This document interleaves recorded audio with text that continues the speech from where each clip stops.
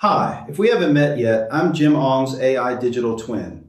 Jim created me to help deliver practical local real estate guidance while he is out in the field as a realtor, real estate investor, and hands-on property guy who enjoys fixing, improving, and redesigning properties.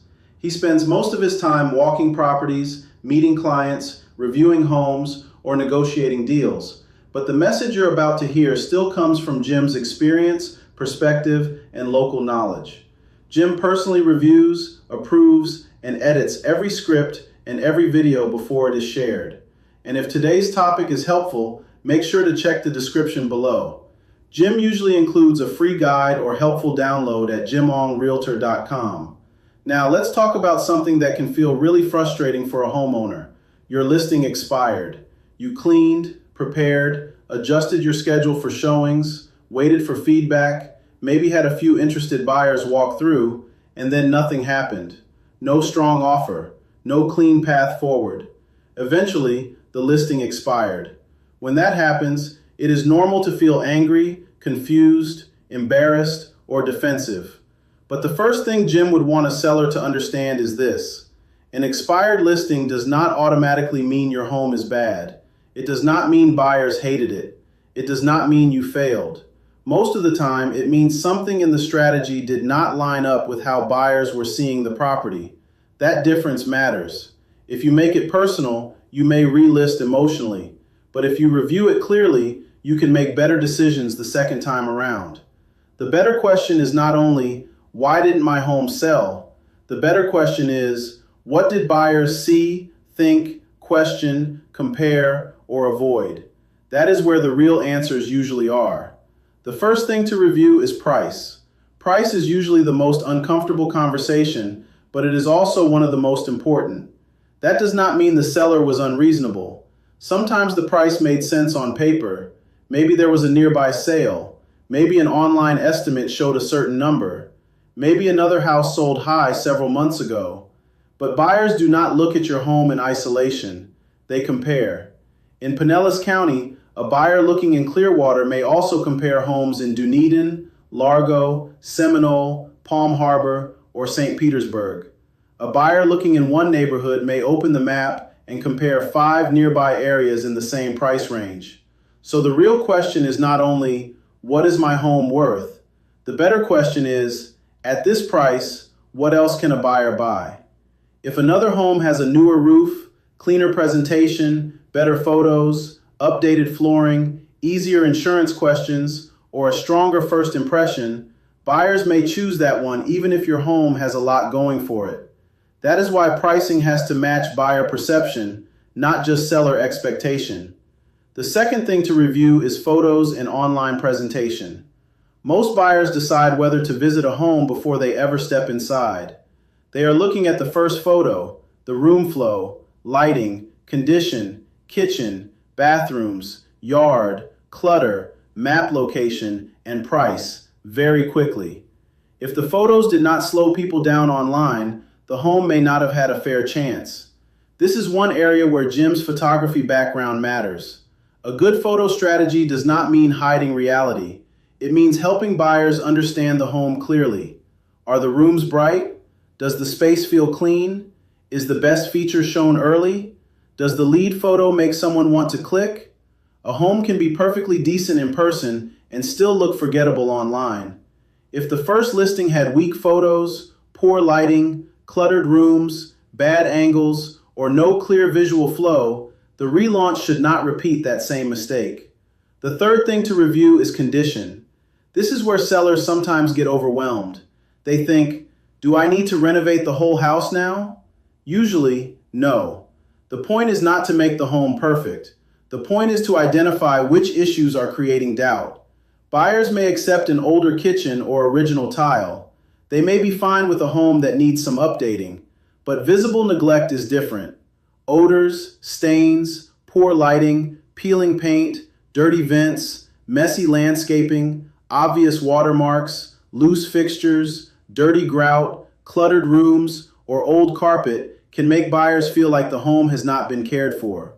And once buyers feel uncertain, they usually lower their offer in their mind or move on completely. In Pinellas County, This matters even more because buyers may already be thinking about insurance, flood zones, roof age, AC age, storm history, HOA rules, condo rules, and inspection concerns. So if the home already has one or two big questions, you do not want small preventable distractions making the buyer even more hesitant. The goal before relisting is not to over-improve. The goal is to remove the distractions that make buyers pause. Sometimes that means paint. Sometimes it means landscaping. Sometimes it means deep cleaning, better lighting, small repairs, or organizing documents about the roof, AC, permits, insurance, or prior work. The question is not, how do we make the home perfect?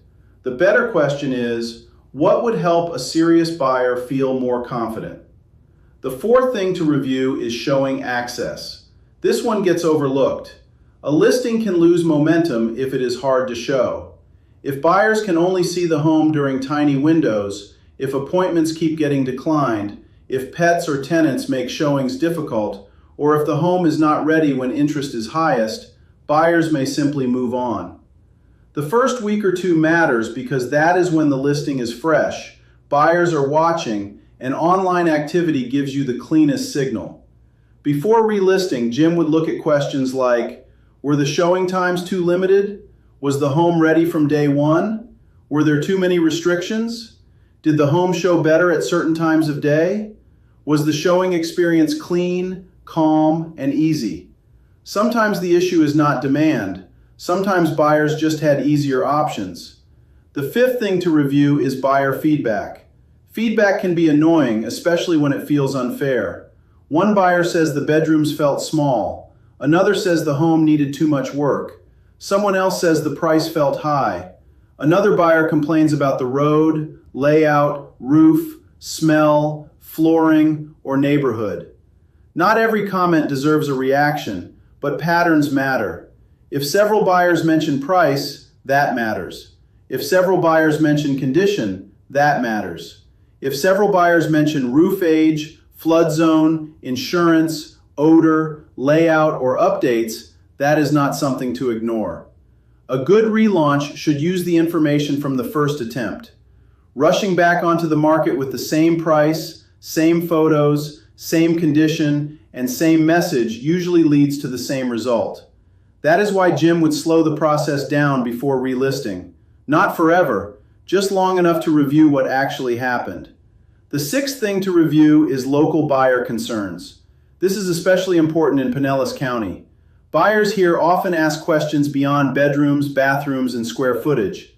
Depending on the property, they may ask about flood zone, insurance costs, roof age, AC age, HOA rules, condo rules, rental restrictions, prior water intrusion, mold history, storm damage, permit history, seawall condition, or inspection concerns. If the listing did not help answer those concerns clearly, buyers may have hesitated. That does not mean every detail has to be advertised publicly in a way that creates more problems, but it does mean the seller and listing agent should be prepared. The cleaner the information is, the more confident the next launch can feel. So what should a seller do after a listing expires? First, do not panic. Second, do not immediately relist the same way just because someone says they can sell it. Third, review the full picture. Look at the price, look at the photos, look at the showing activity, look at the buyer feedback, look at the competition, look at the condition, look at the timing, look at what buyers were probably comparing your home against. Then make a calmer decision. Sometimes the answer is a price adjustment.